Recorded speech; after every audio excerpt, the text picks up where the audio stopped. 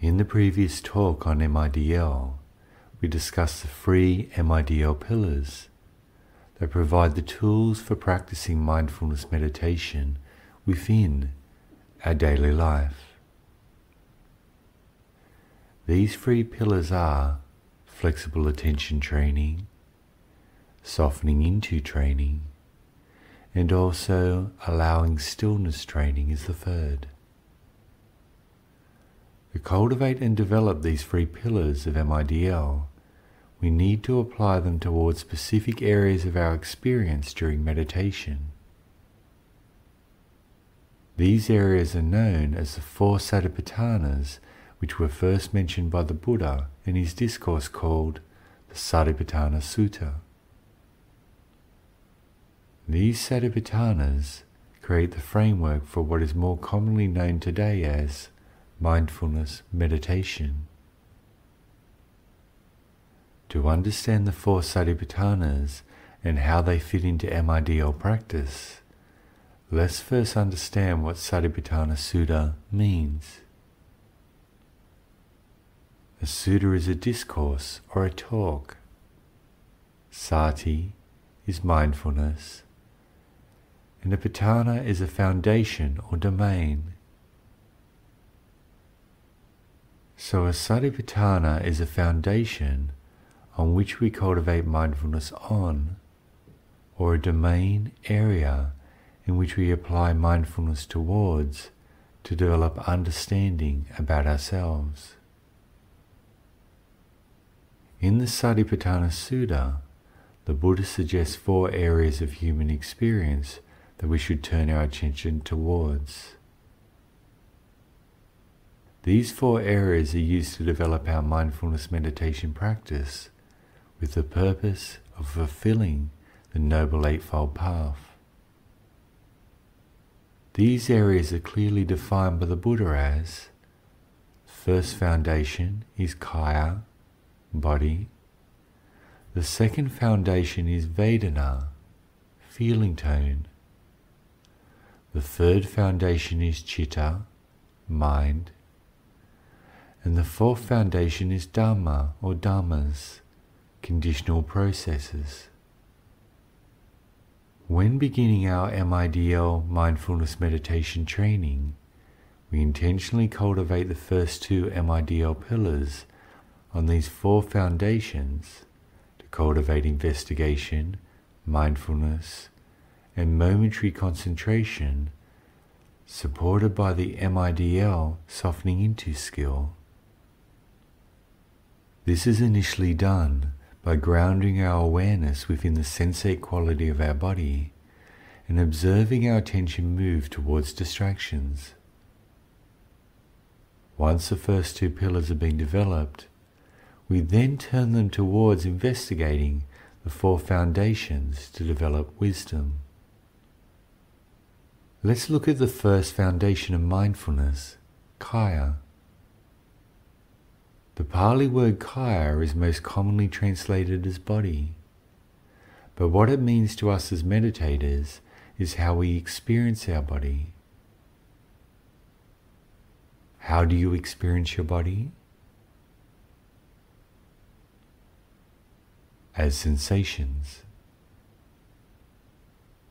So a more accurate translation of kaya is bodily sensations, or the experience of our body. So literally learning to immerse our awareness within our body, ground our awareness within our body, becoming sensitive to all the various sensations within our body. During meditation, these sensations appear to us as a range of softness to hardness, coolness to warmth, wetness to dryness, tension, vibration, expansion to contraction.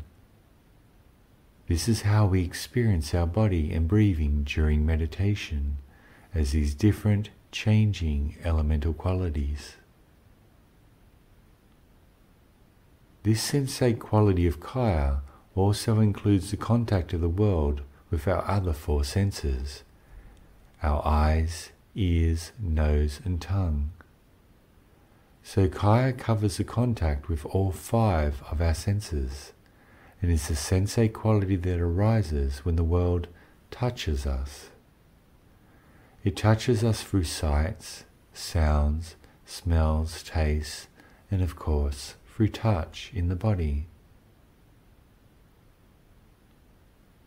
The 5th sense of our body also has a special quality over the other 4 senses, and that is that it also responds to the touch of our mind. I will be talking about the importance of this in a future talk.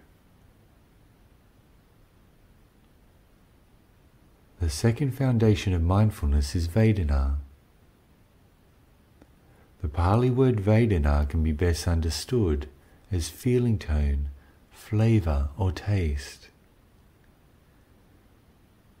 It may be harder to understand Vedana because Vedana is a lot more subtle than Kaya. Vedana is a pleasant feeling, unpleasant feeling, or neither pleasant nor unpleasant feeling that sits below all perceived sensate experience. We tend to spend most of our life reacting towards Vedana, but never understanding it. Vedana sits behind all our desires, all our fears. Vedana sits below our anxieties, our sadness. It sits behind our anger. Vedana sits behind all obsessive thinking, all likes and dislikes. Vedana is a driving force that, if we do not understand it, takes away all choice within our life. If not understood, it drives our life, causing us to live a reactionary life rather than a life through wisdom and understanding. It is the task of the deeper, survival part of our mind to attract us towards what it perceives to be safe experiences and to repel us away from dangerous ones. To signify that something is safe and attract us towards that experience, our survival mind produces and releases a pleasant feeling within our body. To signify that something is dangerous and push us away from an experience, our survival mind produces and releases an unpleasant feeling within our body. When you feel a pleasant feeling arise within your body, what is your relationship towards it? Of course, more. Give me more. When you experience an unpleasant feeling arise within your body, what is your relationship to that? Go away. Less, yeah. This is how the habitual, survival part of your mind controls you. Since you like pleasant feeling and want to experience more, since you dislike unpleasant feeling and want it to go away, then when your mind produces these feelings, you have no choice but to follow the path of habit. Through producing pleasant and unpleasant feeling within your body, your habitual survival mind can literally control your life. You have no choice.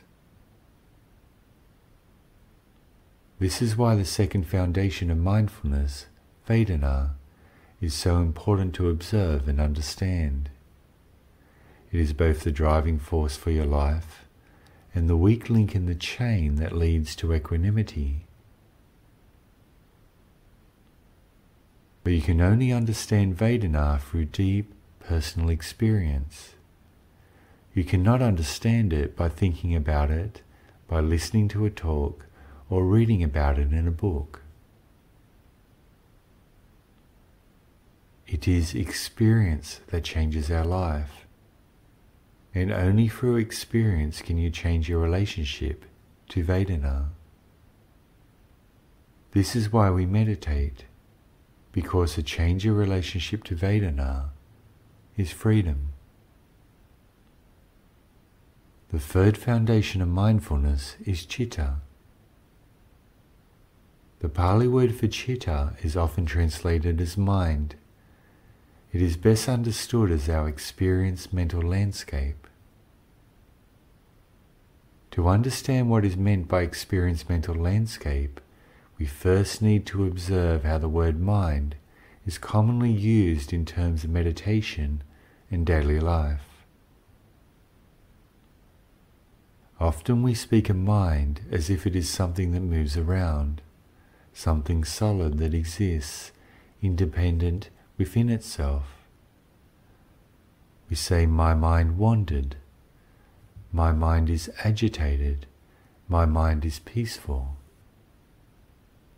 But during meditation, the mind within itself is not experienced as something solid, but rather as an ever-flowing mental landscape. Think of your mind as being more like the weather. Now, in normal conversation, we talk about the weather like it is something. We say that the weather does this, or the weather does that. But really, the weather doesn't do anything. The weather is a field of flowing, changing events that flow and change dependent on conditions. Sometimes it is hot, sometimes cold.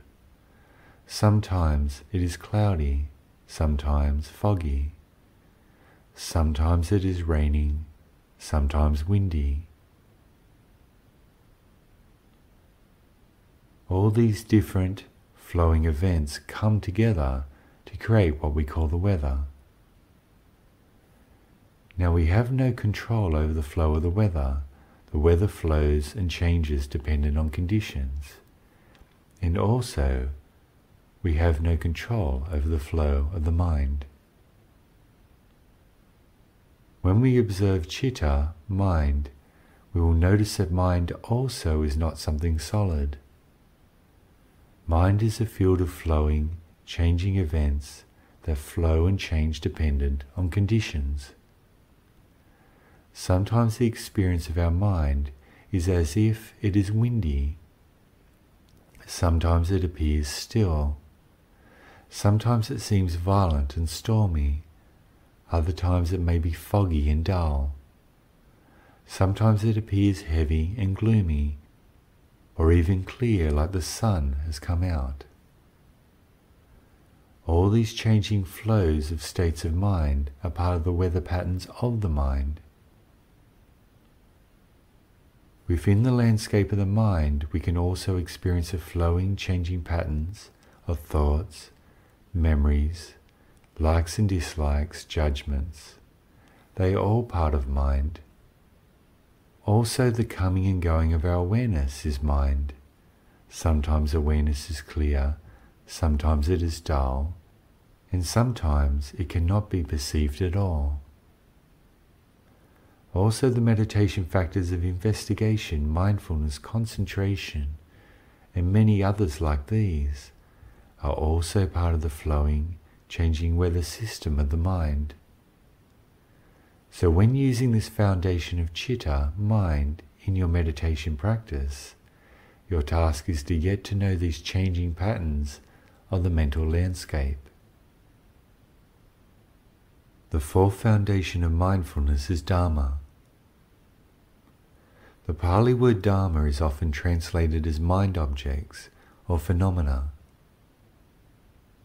In terms of MIDL practice, I prefer to think of it as conditional processes.